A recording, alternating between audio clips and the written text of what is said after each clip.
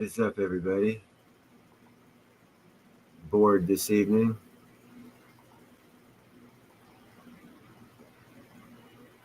Figured I'd do a live stream, see who shows up, see what's going on, see how everyone's week was. I don't know. I'm gonna try and get things going with this Restream where I can show videos. I'm not quite able to do that part yet.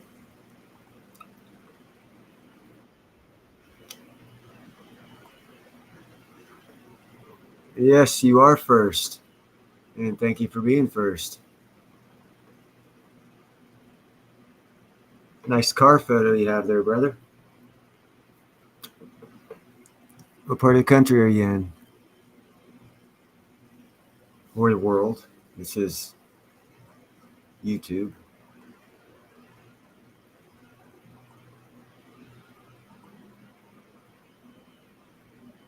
I'm going to try and get it to where I can share screen,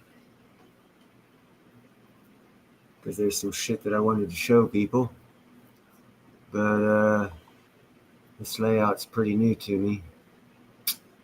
Settings, Schwartz Auto Generals, no. So what's going on, everybody? As I'm trying to share screen, there we go. Okay, cool. New York, holy shit, so it's like 11 o'clock over there, huh?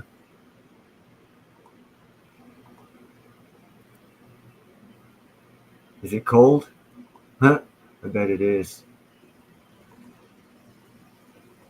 Trying to get these videos up here. Got a couple I wanted to show.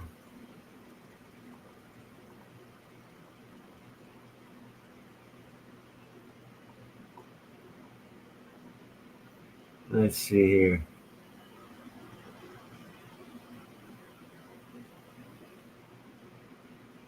There we go.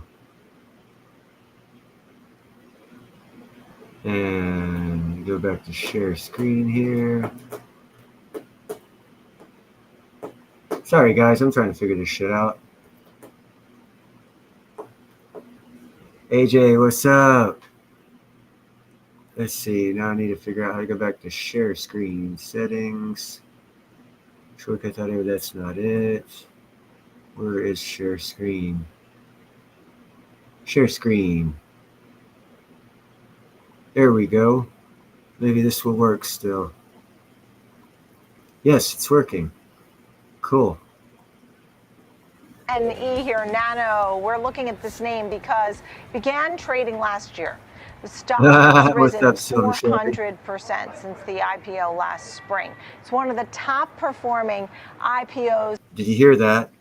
NNE, Nano Nuclear Energy, has gone up over 400% in 12 months. I think that's a lot better than what gold's done, just as an FYI. Last year. So we welcome to the network James Walker, CEO of Nano Nuclear Energy. Thank you so much for being here. I was just saying how nuclear maybe used to be a little bit of a taboo word, and now it's good news for folks when it comes to energy. Good to see you, James. Thanks for being here. Good to see you too, Nicole. Different vibes these days. Very different vibes. I think support domestically for nuclear is at an all-time high. And how about this IPO? I mean, did you ever figure it would take off the way it did? We knew that there was a public want to be involved in the space, and there wasn't many places where the investment could go. So we had good expectations, but I think this exceeded our expectations. So, and you're a nuclear physicist yourself with all kinds of engineering degrees, so you're fully immersed. When we think about nuclear power, cleaner energy, right? Yes. Is this the way, I mean, the wave of the future? It's clean energy. You can put it wherever you want. It has the highest capacity factor of any form of energy, which means consistency. So if you want to put power anywhere, get it consistently, have zero carbon emissions, it has to be nuclear. And you've been working with the Department of Energy as well, right? How is that going? We have. So the Department of Energy has taken a really proactive stance on building back a lot of the domestic infrastructure in the country. They've invested billions back into companies like ours and others to put this supply chain back in place so the US can manufacture the fuel that it Hold on a second. Did he just say manufacturing? I just did a show the other day about manufacturing coming back to America. Ain't that weird? needs to power all of these big systems. So at this point now, we think about a miniature mobile nuclear power plant in a truck. I mean, did people get that? It's going to be hard for them to get that. It will be. Explain that concept and how many plants are we talking about? What kind of demand are you seeing from coast to coast? So this is going to be a very new industry for everybody, but there's going to be a range of different products that are going to be available from a range of different companies. There's going to be big reactors, medium-sized, small reactors. The smallest ones, as you say, will be on the back of a truck, and they'll deploy to remote areas. If it's down right now, obviously it's a good time to buy. It was up about a month ago. It went up to 45, over 120% higher than it is right now. That's how much room it has to grow by the end of this year. So if you do have some extra money in the next month or so, this really is a good investment. Where they can be put down and plugged in and just start outputting power. And then the medium-sized reactors where everything will still be modular, Yeah, and you'll be able to transport everything by road and assemble it at the site. And then the bigger systems that will be produced, that will be built at site. But it's still a new wave of technologies that we've not seen before. And now introduced on U.S. campuses, university campuses. Do you expect that to keep growing? What kind of demand are you seeing? So there's a huge demand for nuclear in general, but the advantage of building with universities is that it's treated as a research reactor by the regulator, which allows for a more inexpensive process to get a licensed product out there. So we have a reactor that we're building with the University of Illinois at the moment. We're just about to start drilling work on the for the geological characterization of the site. Then we'll put in for a permit to construct. But we're not the only ones thinking in this way. Like, there'll be a number of different companies that are looking to groups like Texas A&M as an example to build their research reactors, so to get a licensed product, and then at that point you can start commercially selling these systems. What are some of the consulting services that you do? That companies may come to you and you work with them, what? So this is the interesting part, because there's a bit of a squeeze on personnel now. There's this huge demand for nuclear, and there's not enough nuclear engineers to go around. So we've had a big interest from a lot of different vendors and companies to acquire services, to acquire our expertise, to utilize our engineers to examine anything from, could we deploy these reactors in South Korea? How would we move the waste material? I mean, there's a big market here, potential, while we're building these reactors, to establish ourselves in revenue, consulting, transportation, all these different areas. I mean, we were talking about AI and data centers, and one of the things was having nuclear energy. And while this word was taboo, you were saying, psychology, because it used to be a bad thing or a scary thing, and now it's so prevalent and helpful. And you talked about some of the hyperscalers. All right, that's enough about that. I just wanted to bring that to you, let you know. Also, another thing, OKLO, it's at around 20-something, 25-ish. It's a micro-nuclear reactor company that's looking to build them. They are down 2/3. They jumped up to about $65 a share. They're down in the 20s right now, showing that they have dramatic growth here in the next couple of years as well.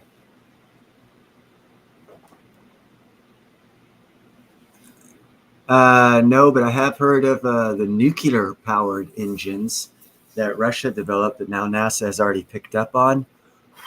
But I do know we have been working with plasma.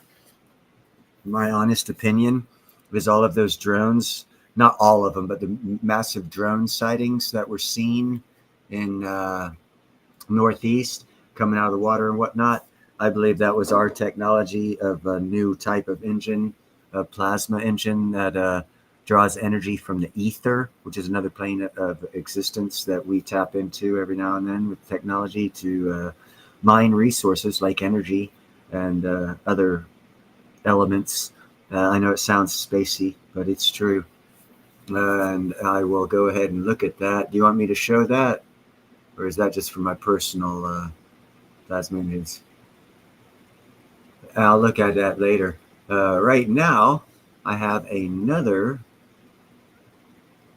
off the wall video going in a totally different direction. This is about,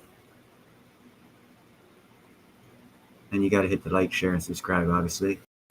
The plant that reveals gold prospectors don't want you to know about. So let's watch a little bit of this. Too much gold. Wow, too much gold. Gold dust. I will. Have you ever looked at a bush or a tree and thought, this could be worth a fortune? What if I told you that some plants aren't just growing, they're pointing directly to buried gold beneath your feet? In the wildest corners of nature, there are living gold detectors, plants that grow only in soil laced with the very minerals prospectors dream of. They don't shine, they don't sparkle, but these plants whisper secrets, ancient secrets about treasure buried deep in the earth. Today, we're peeling back the leafy curtain to reveal how plants, yes, plants, have helped uncover gold deposits worth millions. So if you're a gemstone hunter, prospector, or just someone obsessed with nature's mysteries, you're about to discover the science of botanical gold hunting. Welcome to EGS Pro, your home for untold stories of the gemstone world. Let's begin with the obvious question. How can a plant possibly detect gold? It all begins underground. It's cool. When gold is buried deep beneath the earth, it doesn't just sit silently. Over time, it's affected by weathering, oxidation, and chemical leaching. Tiny gold particles dissolve into groundwater, not visible to the human eye, but just enough to travel upwards through soil and root systems. Introducing Business Essentials, a powerful combination of business checking and card payment processing from U.S. Bank. Now here's where it gets interesting. Some plants have roots that reach astonishing depths. We're talking up to 40 meters deep. That's taller than a 10-story building. As they suck in nutrients from the soil, they sometimes absorb trace amounts of gold along with other minerals. These plants don't care if it's gold or copper or arsenic. They just absorb what's there. But here's the twist. Gold is toxic to most plant life, so only special, resilient species survive in gold-rich environments. That makes them natural indicators. They only thrive where gold is present. One of the most famous examples comes from Australia, where prospectors have learned to trust an unlikely ally. Yeah, this is cool. The eucalyptus tree. These towering trees are known for their durability and thirst. Their roots dig deep, really deep, piercing into bedrock. In some areas, scientists have discovered something incredible. Microscopic gold particles inside the leaves and bark of eucalyptus trees. Think about that. Yeah, Gold literally growing in the leaves. In one groundbreaking study published by Nature Communications, researchers used X-ray imaging to confirm gold trapped inside eucalyptus foliage growing above known gold deposits. The trees had absorbed gold from ore bodies buried tens of meters beneath the surface. For modern prospectors, this discovery changed the game. Rather than drilling blind, they could now analyze tree samples, no digging required, to detect gold far underground. It's non-invasive, it's natural, it's genius. And guess what? This method, known as biogeochemical prospecting, has led to real gold finds worth millions.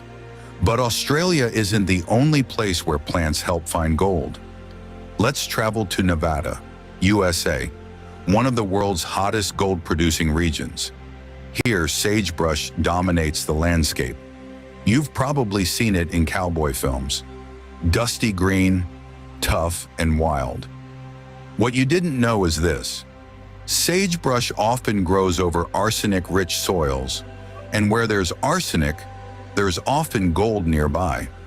In fact, gold is commonly associated with arseniperite, a mineral that breaks down and releases arsenic into the surrounding environment. So when geologists see large, healthy sagebrush thriving in specific valleys, they take it as a clue. And then there's saltbush, also known as atriplex. It's common in semi-arid gold belts, especially across parts of Australia, South Africa, and the southwestern US. Saltbush is a hyperaccumulator. It tolerates extremely salty, mineral-rich soil and can absorb metal ions including gold, copper, and zinc. Some prospectors actually grind up saltbush leaves in labs to test for metal traces, a method proven to be successful. In tropical regions, gold indicators look a little different. The Indigofera genus, yes, the same plant family used to make indigo dye, has shown promising behavior in gold-rich soils in Africa and Southeast Asia. These plants often colonize disturbed, mineral-heavy areas where gold-bearing rocks have weathered away. Their dense root systems stabilize soils where gold dust and nuggets may have settled over centuries.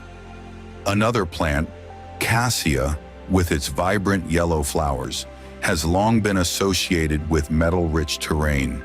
In regions of Ghana, local gold miners often look for cassia shrubs while choosing spots to pan. In tropical zones, vegetation can change drastically based on geochemistry. So plants that survive in toxic, metal-loaded soils are often nature's red flags for. Isn't that kick-ass? You can just look at nature. And now if you know a little bit about plants and you know a little bit about rocks, you can go walk around this earth and you can say, hey, I bet that area there has gold in it because those rocks look like they're the right kind of rock with a mineral in them, and that plant only grows where there's heavy amounts of gold. And you don't have to even dig. See all this information out there about gold that people don't know? That's why I say gold, you can just go out and find gold. It's everywhere. And if you know what to look for, you've got a 50% better chance of finding something if you go out there looking, just by being observant. Like I said, seeing different types of mineralization in the rocks, and do a little bit of research in the area you're in. See if, maybe 10,000 years ago, it might have been underwater, like the center part of Australia. If you cut Australia north to south, the whole center part used to be a sea of its own. That's why they've got coral reef a couple meters underneath the ground filled with gold all through the whole center of Australia. So if you know these things, do a little research, you'll understand that there is gold everywhere. You just got to know what to look for, because you can go out and dig and not get any gold and say, oh, there ain't no gold out here. And you're right. For people who don't know how to find it, there's never going to be anything out there. You can say there's bubblegum in a bubblegum store, and if people don't want bubblegum, they ain't going to find bubblegum. But the facts are, again, if you know the geology and you know the plants, you can increase your chance of finding gold and not wasting your time and actually being prosperous and finding gold for free. I just wanted to bring you that little skit so that way people can get a better understanding of why I say gold's everywhere. We just saw 5 different plants that are on 5 different continents that all are indicators of gold. Yes, hold on. I will go ahead and highlight that article right there. And let me get out of there and go to here. And I will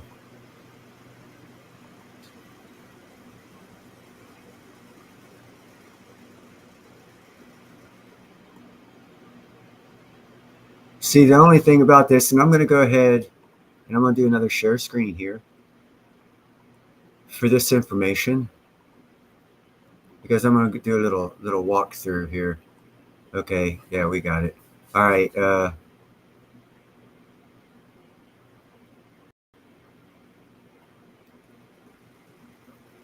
Okay, hold on a second. Let me go read this article. Okay. Farewell to conventional rockets. China's new plasma engine surpasses NASA's technology, paving the way for faster Mars missions. China doesn't have have its own technology. It steals every bit of their technology. And what America does is we do the similar thing that we do with Israel, but with Israel, we actually do it more legal. Uh, for example, what I mean by what I'm talking about, like with Israel F-16, we didn't think about putting a rear view mirror on it. For our system of governing and policies, to put a rear view mirror on a jet would cost billions of dollars in research. It would be cheaper to sell those jets to Israel, have Israel just screw it on, do several hours of test flights, prove it works, and then we buy that technology back from them. It's cheaper than, and this is 100% true, it's actually cheaper than us, even though we know having a rear view mirror on the outside of an F-16 is a great idea. After we built it, it was an afterthought, and it cost too much money. Research, developed, testing, years. It was cheaper and faster to give jets to Israel, let them do the modifications, and then we buy that modification back from them. We've done the same thing with China, knowing that they're stealing from us. We allow them to steal shit, so they spend their money developing it. But everything they steal, we have a back door to. I guarantee you, America's not that stupid. Everybody knows China steals.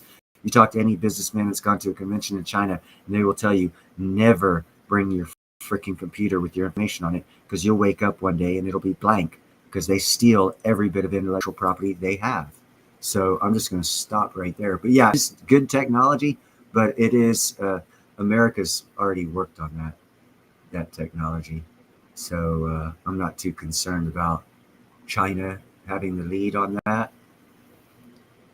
It is very interesting, and like I said, those not all of them, but a lot of those sightings of those larger drones in the Northeast, I know for a fact one of them landed on a runway at an airport, and the security officer and a luggage guy walked up to it, and it took off, and they said it felt real cold in the area where it was. And the scientists came out and stated, yeah, we have plasma technology where you use the plasma engine to run it, and it pulls energy from the ether. And in pulling energy from the ether, when the technology is used to activated to pull energy from the ether dimension, it cools our dimension of space where this device is that's pulling that energy. So to me, with what that scientist said, it's obvious that tech mixed in with the tech of anti-grav that the Navy's already patented, and inertial dampener technology means that we have a flying saucer, and we can make it, and it's been patented. So if China's working on it, same as here's another, what's up, E1337? Here's another thing. Flying taxis, automated, no human flying taxis. Can't test them in any Western nation. Insurance companies won't allow it, too expensive. But you can go to the Middle East and let them test it, because they don't have insurance. If their people get chopped up in a fall of an error from the computer that was flying, it's no big deal. They just give them $1 million and drive on. Here in America, it's a big deal. So they do all the testing for the flying drones, automated, autonomous flying drones in Saudi Arabia and Dubai. And they've been testing them for over 1.5 years. Once they have about 2 years of testing in them and worked out all the bugs, you'll see that autonomous flying taxis will be here in America. But it's American technology that we're just allowing them to test, because they can get around our rules, regulations for safety, and it's cheaper for them to do it than for us to do it. So I just gave 3 examples of how we fucking let other countries take our technology and develop it basically for us. And since China's so far indebted to us, I mean, we gave them everything. So yeah, I'm not concerned about that at all. Same with Russia. I did 2 reports last year of Russia testing, and no one even commented on this. They were testing the nuclear-powered engine. They did 4 tests of these nuclear-powered rocket engines. 3 of them blew up. The 4th one was successful. So that means 3 nuclear explosions happened in Russia in 2024 that no one talked about. Ain't that cool? Yeah, no one cares. 3 nuclear explosions in Russia, no big deal.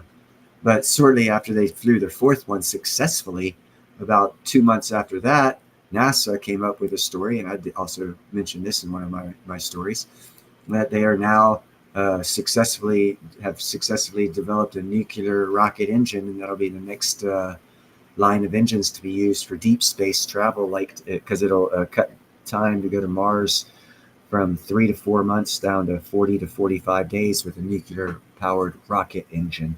And so Russia developed it. We got it after they did all the insurance bypass safety crap that our policies force us to go through, which limits our ability because quiet silver because of rules and regulations for which this new administration we have is cutting. And when you cut regulations, obviously things start growing. It's another reason why I know our economy is going to be growing, because everything I just mentioned to you that we use other countries for, we only do that because of the rules and regulations in here in this country make it too difficult to do that. And that is why tariffs are also effective for the same principle. So there's a lot of things going on, but America's in control of all of it. It might not look like it, but who cares what it looks like? It's irrelevant. The facts are America's in control of it.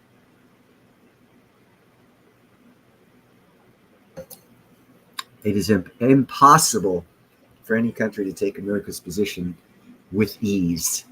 It is impossible for the world to get along without America, because the whole economic system needs American purchasing power. And we are now changing economies back over to what I would say is the 1836 to 1862 economy, where Congress allowed individual banks to create their own dollar and use it and compete for the customer. And during that time in history, the U.S. consumer, U.S. citizen was never richer. Savings accounts were paid high and loans were low interest rates because banks were competing for your business because they were using their own dollars, and that's how they could tell how much market share they had. Congress just passed a bill allowing financial institutions to create digital dollars separate from the Federal Reserve, which is how you get rid of the Federal Reserve, even though the Fed, the United States, is coming up with what's called a Fed coin. It's not hooked up with the Federal Reserve. And if it is, it's only because they're pushing the Federal Reserve out, because the Federal Reserve is going to have, oh yeah, don't go there, magnetic energy. Yeah, I've seen levitation devices with copper and magnets, and super cool. The nitrogen, copper, and magnets actually cause levitation to occur. But that's another story. What was I talking about? Damn, you threw me off, because I actually like magnetic energy. Railguns are badass technology. I've actually looked at maybe setting up 2 lines of magnets at a certain angle over like a penny dispenser, stick 50 pennies right on top and let them feed. And as they get pushed down, they run through those magnets and increase speed. And you make yourself a little 6-shooter, but it'd be a 50-shooter penny micro railgun that'll probably fucking shoot through freaking 2 inches of steel. If the penny didn't dissolve first. The penny's obviously not the best metal to use, but if you had little tungsten coins shape of a penny, you could make a gun like that as a handheld fucking mini rail gun. So yeah, magnetic energy. And then you got the floating train technology where it pushes the energy, the weight of the train up, and then it slightly angles the magnetic push to a forward direction, shooting the train to 400, 500, 600 miles an hour. They've also looked at having what was that I saw? It was a concept of a plane that got drug along by a magnetic train for cargo, basically. So it would follow the rail routes hooked up to a magnetic train, feeding the magnetic energy up to the plane to run its engines off of no fuel, and they could increase the train's carrying. It was a concept. I don't think they're going out through with it. Yeah, one for public, one for banks.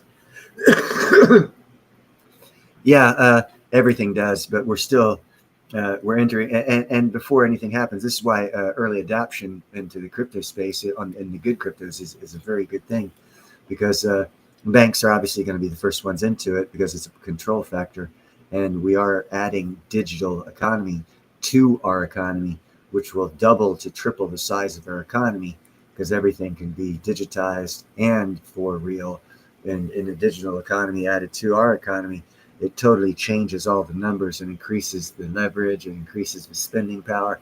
But if you're not one of the first ones in, you're not going to catch the greatest advantage of those gains.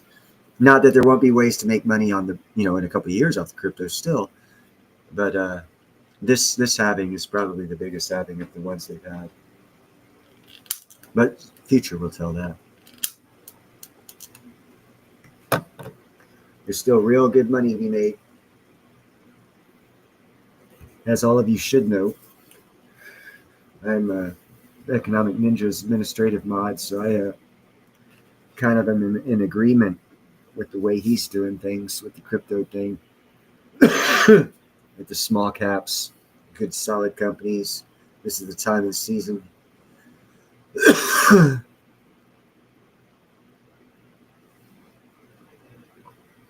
seems like you know a lot about that magnetic propulsion. And that's cool. E1337. You should come up on panel. We'll have to go chit chat. I have not done any research on magnetic propulsion technology for about, oh shit, 8-10 years. So a little rusty, but recall will come back. I have a sponge as a mind. I do know they're looking at changing of wing designs for aerodynamic principles that they find that are different than and I don't know hardly anything about this. This is totally conceptual. I just saw one article on it about a new wing design coming out because the principles of lift can change with wing design or something like that. Not 100% sure. Actually, I shouldn't have talked about it at all, but there's some new stuff coming out with wing designs that are gonna like do something with the principles of lift that we're now using for wing designs. It somehow changes it or it does something to it. I didn't really pay attention to the article because I was researching other shit, but I did flag it as interesting. I should have paid more attention to it.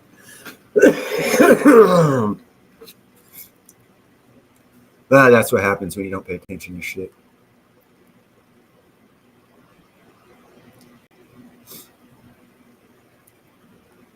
So anything anyone else want to talk about? We've gone through some interesting topics. How to find gold using plants. One of the biggest, the next Tesla or Apple or Berkshire Hathaway of the stock market for the next 25 to 30 years is going to be nano-nuclear energies, and we talked about that. Quiet, Silver. You have such a freaking Siamese meow. I'm sure you guys can hear his meow. It's totally different from all my other cats. It's actually quite annoying. It's the tone.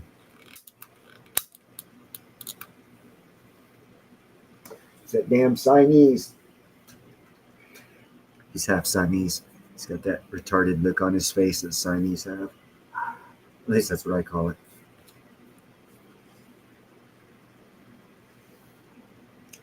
Kind of cross-eyed looking.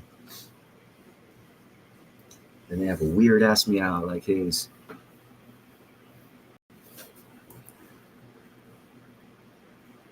So what's the next subject we're gonna roll over tonight? Saturday night, since we're all bored as hell. You gotta be bored as hell if you're here with me.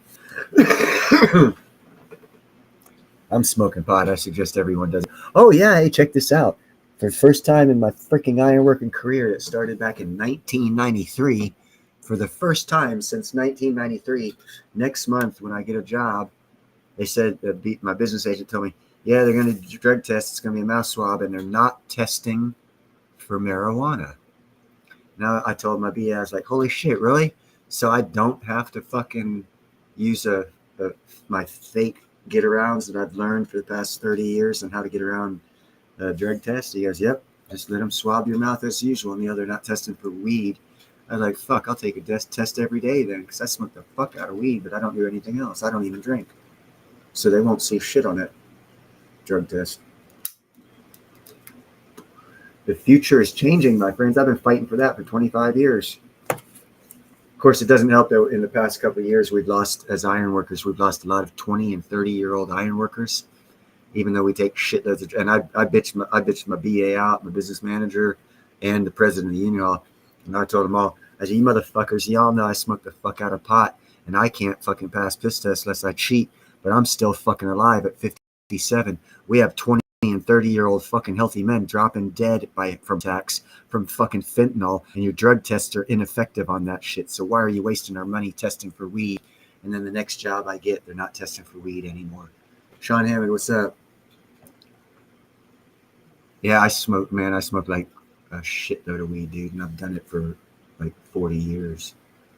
41 years, actually. My sweat glands pour out fucking THC, bro.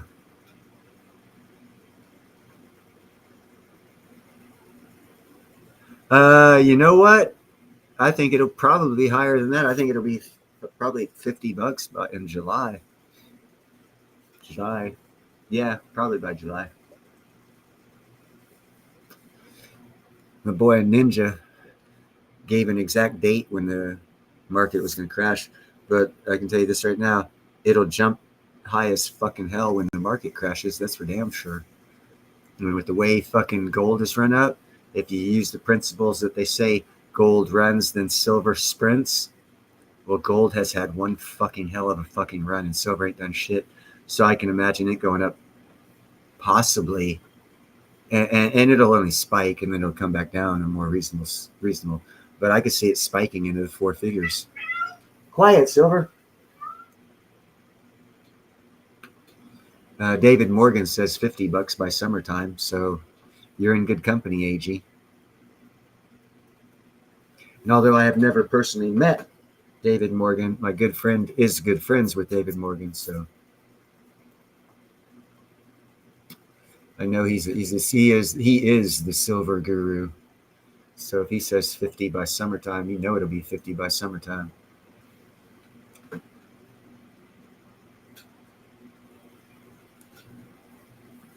So yeah, AG, I have no problem with it being fucking 100 by years in. It'd probably be higher than that. You got to look at the economy too. The reason why it goes, precious metals goes up again. Gold's fucking from 900 to 3,600. Holy shit, you know, or well, was it 13, 1,500, something like that? It's like over doubled. Yeah, four figures. I said 12, 1,300 is a spike I see, a possible, not that it will. There's lots of other factors yet to happen to cause it to get to that height, but it's possible for those other factors to happen because of the economy and the world economy and the changes that are happening in the total world economy. But there are also things that are coming and save it. So, you know, like I did a report the other day calling out, all these big YouTubers who think that we're manufacturing will never come back to America. I did a report that small business manufacturing loans are up 74% in the first quarter of this year alone, all to be American manufacturing companies. They're giving out billions of dollars to people to start companies in America and build shit here in America. And I'm actually talking with a couple of people to try and get it, start getting a small business loan of about $25 to $50 million to start a manufacturing company of a certain type here in America. So, you'll see 40 probably in May, it's April, May, June. End of May. By the end of May, it'll hit 40 and go back down. What a long, strange trip it's been. Yeah, silver's going to be exciting. I can tell you right now by the name, I did my name change. You can tell it's the Platinum Ninja. That's because I hang out with my boy, the Economic Ninja. And we chit chat. And I like, he and I think very similar about the way things are going. He's got a lot more contacts than I do, for sure. I do a lot more research than he, but we still think the same. And he seems to think the bottom's going to be falling out. And he gave a date. It was like sometime in July. He didn't give a date. He said in a certain number of days. And when he said it, put it sometime in July. So that's why I say 40 by the end of May, because if it's going to be crashing, the force tellers will be there causing silver. Because how silver is going to do it, it's going to go up $6, drop down $5, go up $7, drop down $4, go up $8, drop down $5, and that's how it's going to do it in a very fast fashion.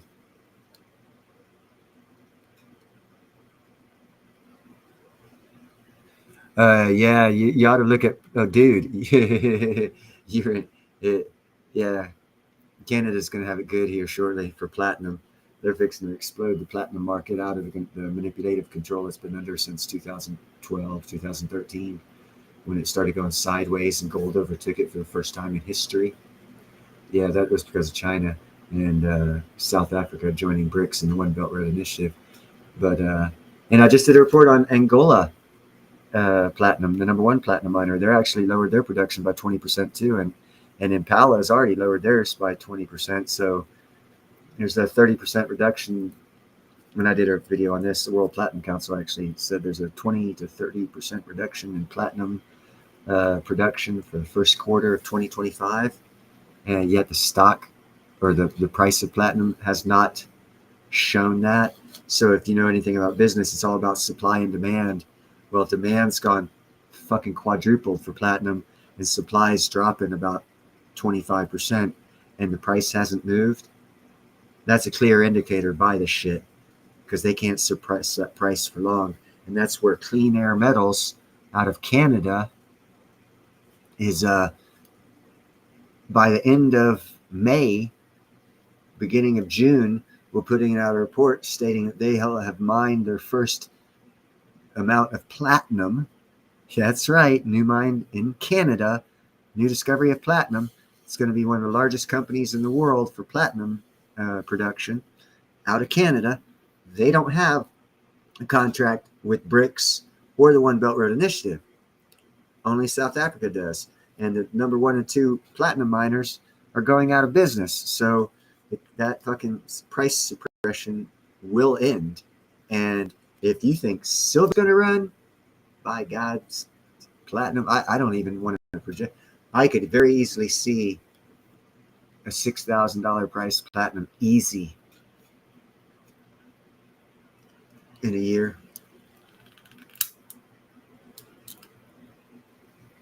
Not that it will, but it could.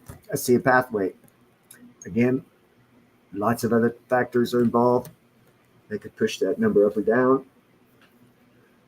And you can't predict all these other factors because they're worldwide large factors. China's going to be pissed as fuck because they're going to lose tens of billions of dollars, hundreds of billions of dollars. They're going to lose a lot of money when they lose control of platinum. And that's going to affect their economy at the worst time in history. Stocks are not at the bottom by far. We still have, it could fall 30 to 50% in what's coming. And that's actually where I'm going to be benefiting, because if I get a job in May, June, $6 an hour for every hour I work goes in the stock market through the union. So all my hours worked in June will go into the stock market in July, right after the crash. And the whole year that I work, I'll be putting in, 40, 80, 160, 600, 700, about $900 a month in the stock market after, right after it starts going down and hits its bottom. I'll be through the work with my union. I'll be throwing $900 to $1,000 into the market at its low. So I'll get a big boost out of that when the V-shaped recovery hits, which will be seen by Q3, the end of Q3. So yeah, that'll work out perfect. But that's something out of my control. My individual purchases of stock will be in Nano Nuclear Energy and Clean Air Metals and MJNA and XFRX for stocks. And probably I'll look at Dream Inc. Micronuclear Energy. I think they're going to be really big. And their stock's only like 20 some bucks right now, $25 right now. But that's it for stocks right off the top of my head. Crypto, I will refer that to my other half. Other than I'll say XLM. I really like ZBCN. Exian starting making moves. Cinex, which Ninja's talking about, is making moves. But the ones I like are like Algo, XLM, Cardano, ADA, and I think it's ZBEC, which is ZBCN. Those are the cryptos I like. And I love silver, platinum, and crystallized osmium. So just like Ninja, I'm into all three things. And housing. I'm going to wait till a house crash comes, and I'm going to start buying some houses. So, diversify your portfolio. I'm not a maximalist. I'm not a buy silver, platinum, and crystallized osmium. And that's the only thing you should own because you'll die otherwise. No, I'm into stocks. There's money to be made in everything in a crash, people. The more diversified you are, the better chances you have of getting the 100 to 1,000 to ones. And if you do heavy research in advance of all of this stuff coming, you'll have a better understanding of what will go and up and down. And as I've been saying, America owns the energy market of the world. We've seen that play out over the past year when Saudi Arabia faked out that they were going to join BRICS and then said, nah, we're sticking with America. And I said that the whole time. You can go back and check the dates of my shows. When they were saying that shit, I was like, no, Saudi ain't going to join BRICS. And I knew that for a fact. No one jumped on their ass. They pulled a Trump. They were saying to get a better deal. That's all. But they knew they were going to go with America because we created them. They still owe us. They are us. People forget this type of shit. That's history. And believe me, politics and economics run hand in hand. XRP is a good one. It goes up and down too. And again, just like the economic ninja, when it goes up to a high and it starts coming down, I'd sell. And then wait till it hits the bottom, starts going back up, then buy. Because I'll do that with stocks, and I'll do that with gold and silver. Well, not gold, but silver and platinum and crystallized osmium too. Because that's how you make money. Sell high, buy low. Ask Lynette Zhang. She says it all the time. It doesn't matter. If you're a maximalist, you're going to lose money. Because, well, not that you're going to lose money. That's a bad way to say it. You're going to lose the opportunity to have made so much more money than what you will make by just holding with what they call diamond hands. Quiet, Silver. Yes, that's you. So that's why I say when you see like when XRP jumped up that big time, like when Ninja did, he sold half his bag and he waited till it dropped down again, bought more back. He got like 50%, 30 to 50% more just by making that move, not by adding any more money, just selling high and buying low. He increased his bags. That's the way I think of it. So, I don't like the maximalist thing because it is a good thing to do. Hey, what's up? Oh, of course. Exactly. But see, one thing Ninja's not doing is not talking about stocks, but he probably will talk about stocks after the stock market crash. And that's where I go back to my original part of this conversation is the energy sector. America owns the energy sector. The fact that Saudi Arabia signed back, what's up, Matthew? The fact that Saudi Arabia signed back on with America and the fact that nano-nuclear energy and OKLO micronuclear energy are being built here in America, that's going to be the energy creators of the world.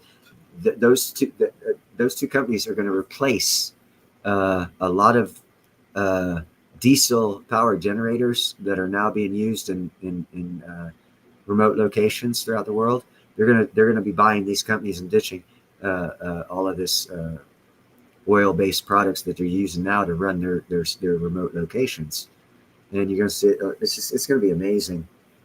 And nano-nuclear energy is going to be the leader. It's going to be like the Berkshire Hathaway. In 5 years, you'll look back and say, fuck, I wish I would have bought some at 20 because it's now at 600, And that's after 2 stock splits. You'll have like 4 times as much stock and it'll still be 600. You'll be like Warren Buffett. You'll be an original stockholder with special voting rights because you bought it in early and held. Now that's the thing too. What's up, Zardos? What's up, Finn? Hey, there you go, Matthew. 1K XRP average buying at 170. So you're up if you sell. Platinum, like I said, it's fixing to explode. Sometime this summer, it's going to blow up, man. It's going to go up, take its original spot, past double the price of gold. So I'm happy to see gold go up. So that just tells me platinum's going to be twice that price someday. What's up, Chad? Wolf and Sledge. Wolf Slegenheiner Stausenbergendorf. How you doing, my friend? But the energy sector is owned by America. So anything energy, liquid gas, natural gas, oil, uranium, battery power, any kind of electrical generating technologies, nuclear. We're going to control the world in nuclear. China is building 300 coal-powered power plants this year to run their country. Coal-powered power plants. They're so 1800s still in their infrastructure. And America's fixing to turn out micro-nuclear reactors in the next couple of years to where if we have a hurricane hit down in New Orleans again, within 24 hours it'll be back up and running again with battery power or micro nuclear reactors. They bring down 2 or 3 of them, get them 180 megawatts of power. Boom, city's back up and running again while they fix their regular electrical infrastructure, and they'll be able to affect the repairs on their regular infrastructure by having temporary power. So it'll take a couple days to restore what it took them a couple months to do, all because we'll have micro nuclear reactors. They are going to be the new disco ball of the 70s.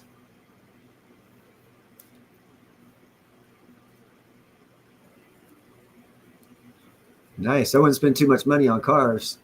I'd put more of that money in silver and platinum. Yeah, you should have done well on that one coin that Ninja was talking about, Gerald, the Sync coin. Kevin the Weed Man should too, because that thing's been cranking it. You guys should have been making some real good money if you like Kevin the Weed Man said. If you follow what Ninja says, you're gonna make some money. Where did he say that? He said that back up here.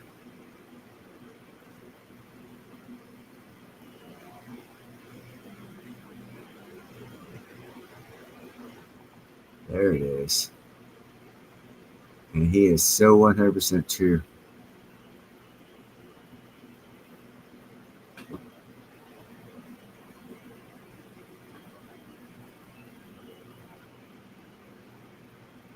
Oh, see, that's where weed affects everybody differently. I smoke the fuck out of it. And I'm not fat at all. Yeah, that's the one, Kevin. Snaps. That son of a bitch. If you guys would have been in with the Ninja on his phone calls, his live calls, got his Di-Fi course, by Chinga, you'd be up, what, 50, 75% in 2 or 3 days? Hello. Good return. Good return.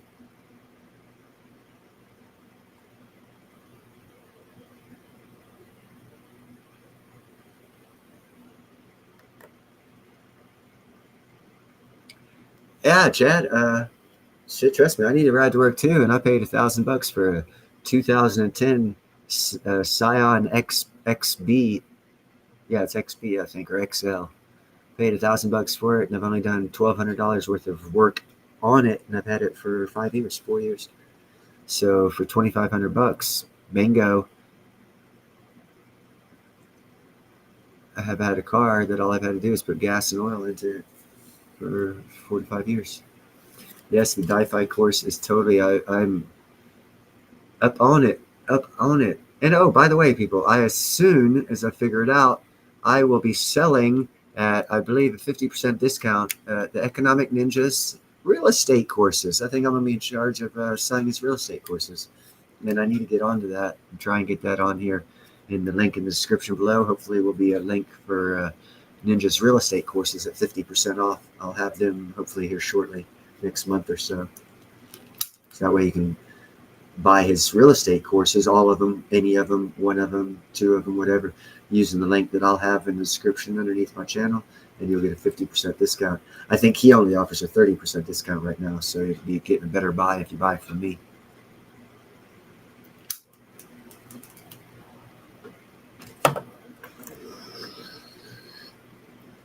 I need to get my computer friends to help me figure that one out. Dude, Zardos, America's going to be the energy leader of the world. And you add that on top of the economic strategy of having institutions create their own money legally through Congress passing a bill allowing them to create their own money. and that increases a more need for the actual physical dollar bill, which from my understanding will stop all of this money coming home to roost because it'll have a place to go. Because when Congress passed a law allowing financial institutions to create stablecoins, they have to be backed 1-for-1 with the US dollar. So all these new financial companies that are going to be building stablecoins to use as financial transactions here in America and anywhere in the world, they'll have to have the dollar bill. So all this money that's coming home to roost on this inflation bullshit is going to get eaten up by those companies buying the dollar, because they'll need that dollar to back their cryptocurrency coin that they've been legally allowed to produce by Congress to entice customers to use their coin over another coin, meaning it's going to be better savings and cheaper interest on loans, because the financial institutions will be competing for your business, to where right now banks are using you like a bitch, giving you 1 or 2% on savings and 7-8% on loans. That'll be reversed here once this economy changes, and that'll be an exact repeat of the 1836 to 1862 economy, except for digital. So there is a pathway for it to happen. They do have a model, and during 1836 to 1862, the American consumer was the richest consumer in the world. So we do have that to look forward to.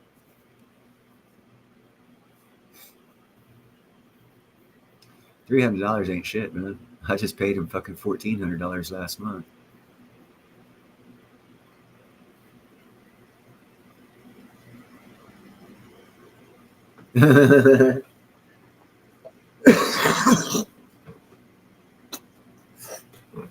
You know that physical activity for like a half hour a day will decrease your blood pressure and blood sugar rate for up to 2 days after you exercise.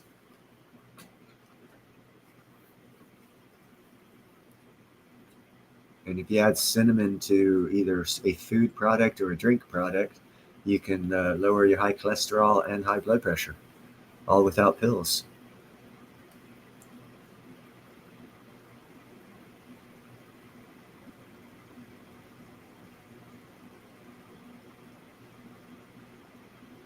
Sherbet. I've heard of sherbet. I haven't heard of sunset sherbet. I've heard of sherbet. But yeah, anyhow.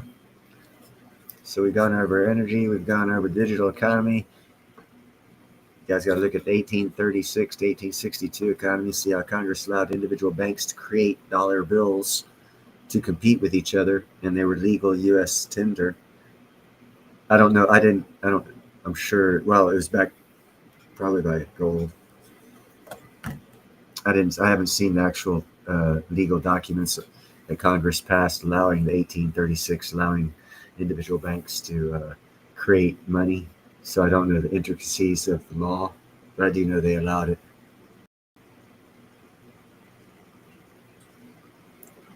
Bingo! I actually, in about every second glass of tea, I grind fresh cinnamon in, and I put honey in all of my tea, because the combination of honey and cinnamon lowers blood pressure and keeps your high cholesterol low. And to prove that, I'm the only one in my family that's never been on high blood pressure or high cholesterol medication, because I've never scored high enough to need it to be, because I always do copious amounts of cinnamon and honey in my food, proving that if you eat properly, you have less of a doctor's bill.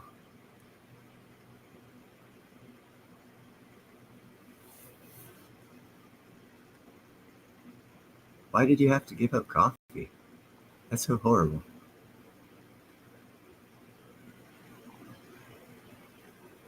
That's because they don't eat properly. That's why they're vitamin deficient. They go to these fast food places just to fill their stomach, to cover that mental feeling of hunger. And actually, that mental feeling you get when you attribute to, oh, I'm hungry. It's actually, you're not hungry.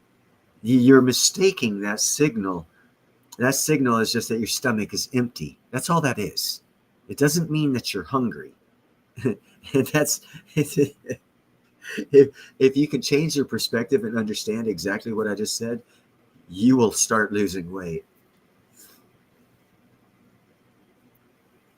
Beetroot's a good one. There's a lot of natural stuff out there. You know, diabetes wasn't an issue back in the fucking 1950s. What's changed? Our diet. Hold on, wait. You mean the food can affect your health? 180% yes, it actually does affect your health.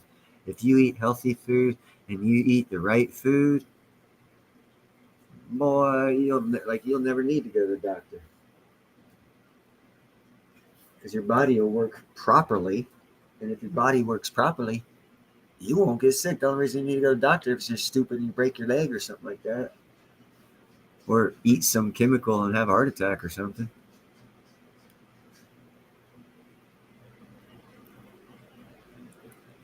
Do carrot juice, Chad. Actually, I hate carrot juice.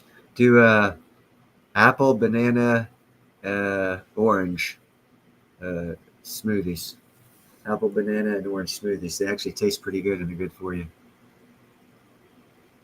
See, the problem with taking it daily, Matthew, is anytime you start taking stuff daily, your body gets used to that injection of those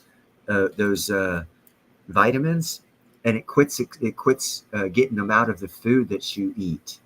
So, one thing, and this is not medical advice at all, but I would 100% suggest don't do it daily. Only do vitamins maybe twice every 7 days, and on every change the days up, because you do not want to take a pill regularly, no matter vitamin or not.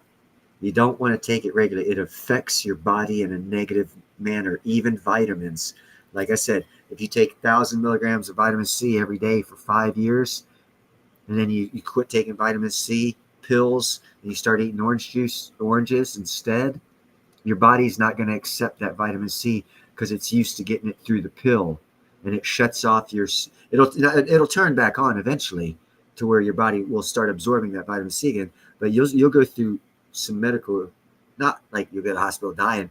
You might have like the craps or something like that, or be pissing crazy colors as your body readjusts to actually ingesting that vitamin C through a natural means rather than a pill form. And that's why I suggest don't do any pill regularly at all.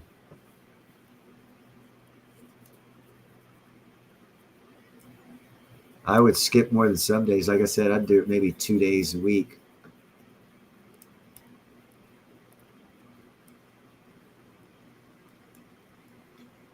But yeah, there's fruit smoothies are good. If you find the right combination of fruits that you like, you get a smoothie making machine at your house. Plant yourself some damn trees for the type of smoothie you like, and then you can make your own smoothies off your own trees that are in your yard. How much healthier would you be then? Because then you'd know those fruits don't have any chemicals on them because you grew them and you're making the smoothie using those fruits that you grew. And you'd be saving money because you wouldn't be buying that smoothie for $5. You'd be making it for free. That's how you become successful. That mindset.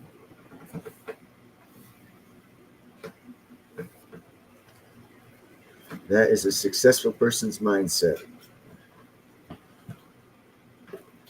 Poor person's mindset still goes to Starbucks.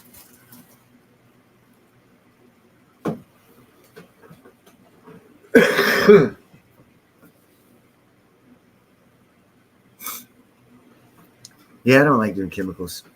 Like I said, man, I have to remember to do vitamins. I got all kinds of vitamins. I got like fucking 70 freaking little bottles, all kinds of vitamins. I'll do one. Got this one special one. It's zinc, quercetin, and vitamin D or C and D3 immune complex, high potency. It's from Spartus. It was specifically designed to help you with COVID, not get COVID. And it has those 4 different minerals all in one. I got all kinds of crazy shit. Cod liver oil, calcium, magnesium, zinc combo. I just don't take them. Maybe twice a week.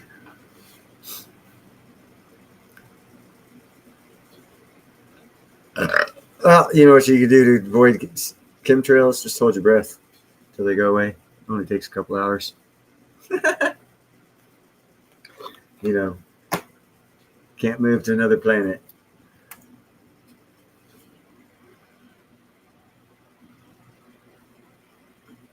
No, like I said, man, you want to take care of your health. You don't want your body getting used to something that man makes, because when man quits making it and your body's used to it, what the fuck happens to you at that point in time?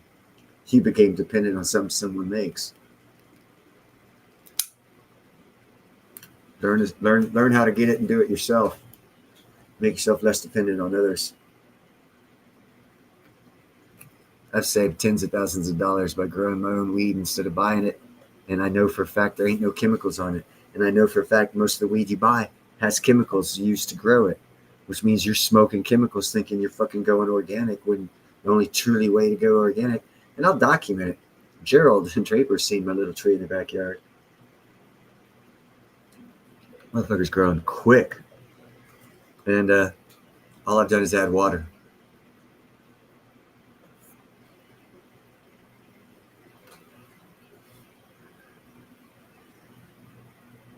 One good thing about where I'm at, if the chemtrails actually have shit in it, so I'm right up on the Pacific and the wind's always blowing real heavy. So when I look above me and I see a chemtrail, that's probably at like 30,000 foot, like 6 miles. And with the way the wind blows, that means it'll go down about 80 miles to 100 miles inland, like where the Sierra Nevadas are, and totally miss us. For the chemtrails to hit the Pacific coastline where I'm at, they would have to be 60 miles out, which means when I look up to see them, they would have to be on the horizon side of sunset, because that would be over the Pacific, and I've never seen them over there. They're always directly above me or to the east. And if you know about elevations and the wind turbulence at different elevations, I think every elevation is either 10 or 15 foot. There's a different elevation. Every elevation has a different ambient wind temperature. Once you start getting up to the thousands of foot in elevation, the wind speeds are hundreds of miles an hour. And I give as an example, back in the 50s when we had our first supersonic jet that went like 600 miles, 700 miles an hour, it was up at about 27,000 foot. And the pilot said he was pushing engines as hard as he could. And the radar that was spotting him said he was going 300 miles an hour backwards. So he was in 1,000-mile-an-hour wind at about 27 to 37,000 foot. I'm not exactly sure how high up he was, but it's documented that he was actually going backwards in full thrust at a certain height, which means that the winds up there can be as severe as 1,000 miles an hour.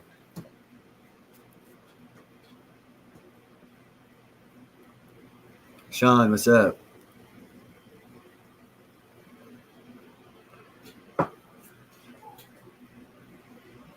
Yeah, like I say, the chemtrail that's miles away is landing on me. You're 100% correct, Matthew. But there is no chemtrails miles west of me, because that's the Pacific Ocean. And as I just said, every time I look in the sky, the chemtrails are directly above me and to the east. And for those chemtrails to land on me, being on the west coast, on the Pacific coast, you'd have to have those chemtrails about 60 miles out, which would be west of me looking directly up. And they never have been. So it's not hit the west coast coastline. It's if they're right above me, that shit hits the Sierra, would come down around in the Central Valley and Sierra Nevadas. Unless one every 180 days the wind blows from the east. But that's very, very, very rare.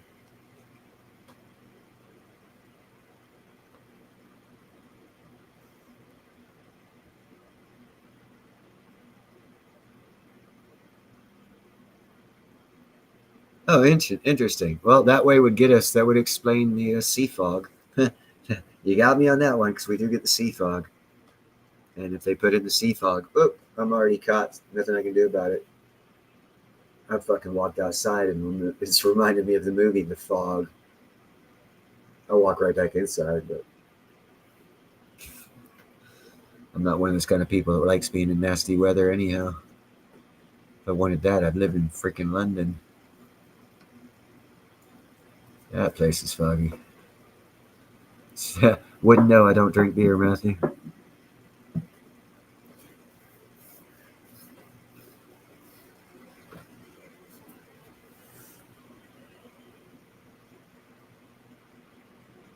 What I would do is I would drink the American-made wine from an American grape known as the Muscadine and Scopanone. That wine to me is delicious, but it's only grown in the southeast of America naturally, and the French government actively spends $15 million a year suppressing the ability of the American-grown grape into wine from being widely distributed or advertised. So not too many people know about it because the French government is actively actively suppressing an American company, and it's legal.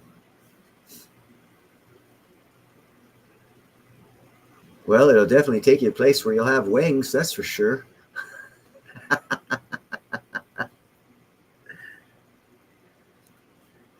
don't have to worry about that one. Because over 30 years ago, I was called the Man of Steel when I was above this cat. We were building in the NES, Pensacola, Florida, and I was running up steel. There's no safety at the time. I was being called Spider-Man, and there's this one black kid beneath me. I told him, I said, hey, man, you need to move. We got steel coming in. We might drop some shit on your head. He's like, no problem, Man of Steel.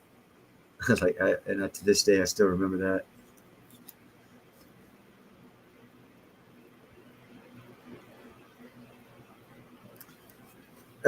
I think the world depopulation thing is ended, Zardos, and a lot of that stuff will be banned, and those of us that are still alive in a couple of years will have made it through the bullshit.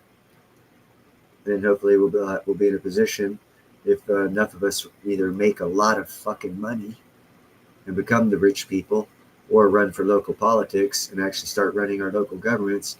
If enough of us do that within the next couple of years, once all this bullshit's over, we can guarantee it won't happen again, at least in our lifetimes.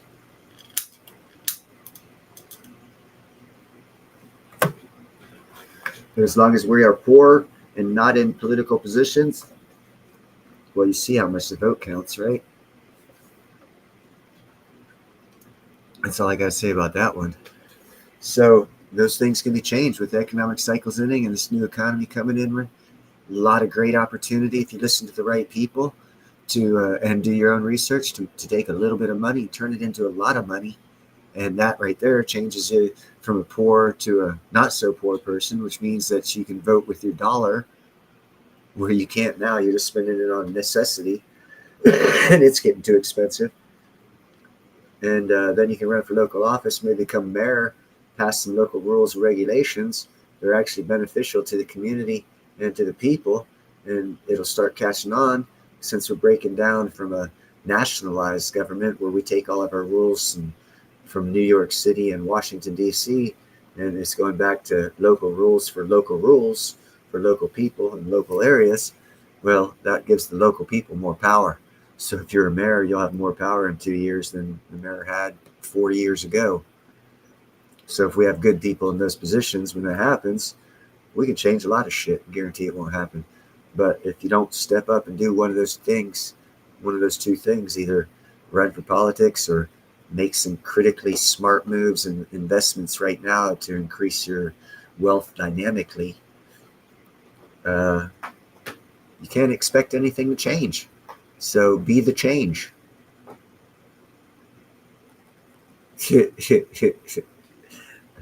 You might want to take the smart pill, man. and hook up with Neuralink. That helps you up too. That'll really help you out. You'll be able to fly a spaceship on Neuralink.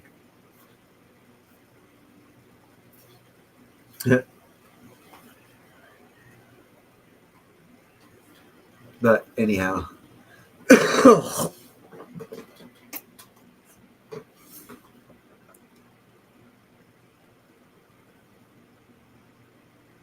And you can be whatever you wanted, but you got to start somewhere. And you got to start doing it. Because it doesn't just happen because you want it to. It actually takes work.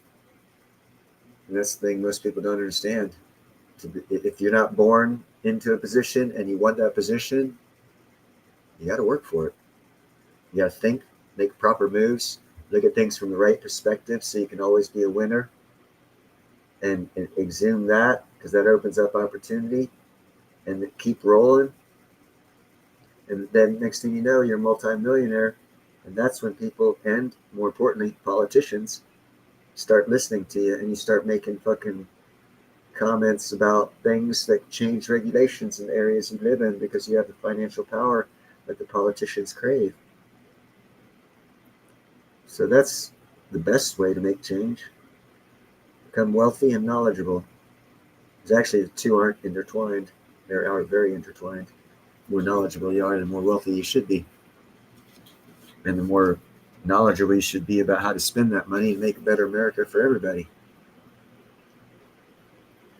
No, see, that's the thing. You don't get blackmailed, because then you end up like there's two judges. Thank God judges are starting to go to jail. There's so many judges out there that need to go to jail. It is fucking pathetic. Local judges, because they've done just what I said. You saw those two people that got busted. They weren't nobody specials. They were hanging out with gangbangers, just normal people like you and me. They got appointed to be judges. How'd that happen? Research it. They had a little bit of money, got a little bit of power, pulled the right strings, and got appointed in a small county, in a small township, as a judge. They didn't go to college. They don't have no degrees in law, because if they did, they wouldn't have done what they did, because they knew that they'd go to jail for felonies. So they got appointed through political positioning, through economic gain that they had. So start making money if you want to make change. Shit, run for sheriff. You know how much power a sheriff has? You know they get elected? You know, all you need to do to get elected is have a couple. Shit, you throw $100,000 at advertisement in a county, you'll probably get elected. I know here in Vallejo, the average money spent to be a city council member is $35,000 in advertisement. All the city council members spend around that. So if I came in and spent $45,000, I'd probably get elected. You see how that works? So if you have money to spend on advertising to get people to know your name for name recognition. So when voting time comes around, the people that don't give a shit about an election go with name recognition. That's why they spend so much money on advertising. That's why you don't have politicians. You have people that spend money on advertisement better than the other people. And that's why our country is shit. But that's how you do it. So if you want to run things, make money. Waste $100,000 to become a freaking sheriff of your county. Now you're making change. How did you do that? Because you have the money to advertise your name, to make it name recognition, to where they put your name down over the other guy whose name they didn't know because he didn't have as much money to advertise his name as you did. How did you have that money? Right now is the best time to earn it. Follow the economic ninja. And don't listen to my advice, because my advice is not financial. This is for entertainment reasons only. But do your own research on what I'm talking about, and maybe choose to invest in that, and you'll probably do pretty damn good. ZBCN will be taking off, and so will nanonuclear energies and clean air metals and MJNA. All MJNA needs to do for your 100x your money on that stock is Trump make one speech, which he will be making within the next 2 years. I guarantee he'll be making that speech that'll cause that stock to skyrocket. Right now it's like 1/3 of a penny per share. After he makes that speech, it'll probably be 10 cents a share. That's like 3,000x. Yeah, you just got to do your own research. Look at geopolitical. Don't think you know it all, and keep asking questions, and then start seeing how things fall into place by what you thought you knew. You know, who was this told me, if you want to invest in stocks, and it was back when newspapers were popular. He said, look at the newspaper, pick the stocks that you like, get another piece of paper, write down what stock you buy and what price, and start following it like that and see how you do. And if you don't do good, do better research, then do that again. And do that on paper before you invest $1 fucking dollar in the stock market. And the reason why he told me that is because you have to have a better understanding of how shit works and what you need to know to have a better indicator for your own self on what is a good buy and what isn't a good buy. And he told me that when I was young, and I still remember that. And I did it for a couple of years. I never actually invested myself, but I practiced that. And that's where I got a lot of my knowledge from. is not actually investing, but doing it on paper and following, and then looking at the numbers and saying, well, why did this one go up and this one go down? And then I research and you find out, oh well, this CEO is a popular guy or whatever, or oh, they just bought another company or acquired another company or made a patent, and you start doing the research and stuff, and then you find out why. And in all that learning by doing it on paper, you're actually figuring out how to do it with real money, but you're going to be more successful because you didn't fuck up the first couple times. You did it actually, you fucked up on paper, on a notebook, when you were just writing shit down, doing it in your mind. Oh, I would have invested at this. How did it do? Do that for a year. And no matter what the fucking economy is, if you do that, you'll be able to make money in any economy because you'll have an understanding how shit works. How many people have explained it to you like that? Take a year of your life and play the fucking stock market or crypto on paper. No, it's not financial advice because no one will tell you to play the fucking market on paper and not invest. That's anti-advice. That's called learning knowledge. Figure out how it works, where it doesn't cost you a fucking penny, but you still gain the knowledge from research and development of an idea that you have or a stock that you have, or idea of a stock, and you wasted zero money on it. You did it all on paper so you could figure it out. So if you'd have lost $10,000, hey, go out and cook yourself some dinner, serve yourself dinner, whatever, because you didn't lose that $10,000 because you did it on paper. Now you figure out, okay, how did I look at this and why did I look at it and where did I go wrong looking at it? And you get the perfect perspective of how to look at things rather than how you're personally looking at them. Then you start throwing money at it. So when you lose it, you can say, wow, I'm just a dumbass. I should have seen that. What's up, Sean Hammond? Yeah, see, there you go. You're an older guy, I imagine. But that's the way, they don't teach people that shit now, man. You do it like that, you'll learn so much about finance and business and stock market and trends just by doing it on paper for a year. And it costs you nothing but a notebook and a fucking pencil.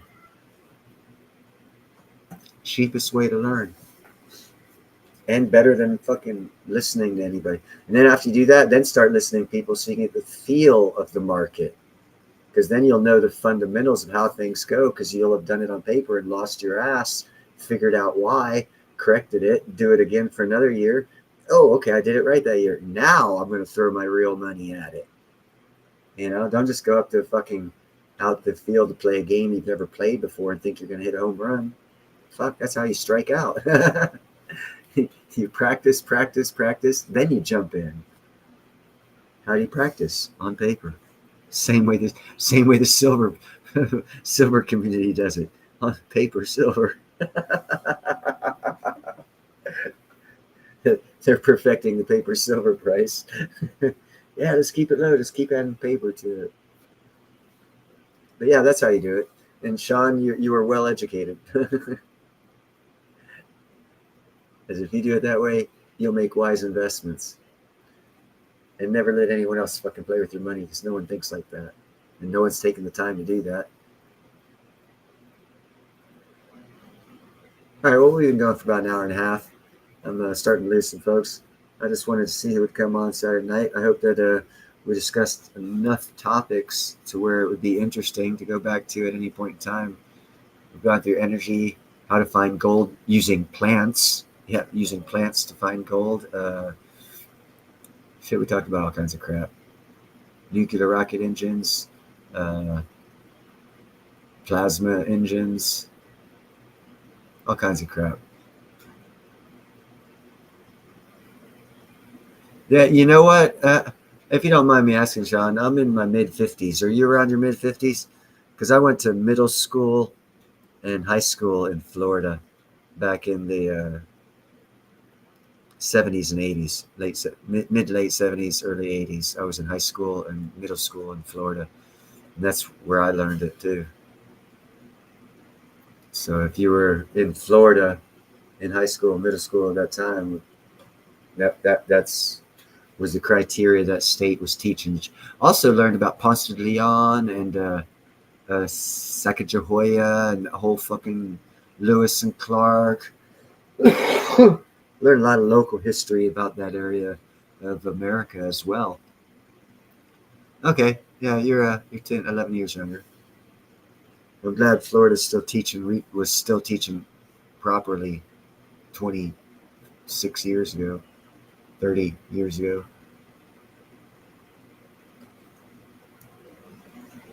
But anyhow, yeah, I'm going to go ahead and end the stream. I appreciate everyone coming up and talking and chit-chatting. I hope it was of mutual interest and possible knowledge gain. And I encourage everybody to do your own research, work shit out on paper, work it out in your mind before you throw any money at it. And when you do throw money at it, listen to successful people, not unsuccessful people. And with that said, I bid thee good night.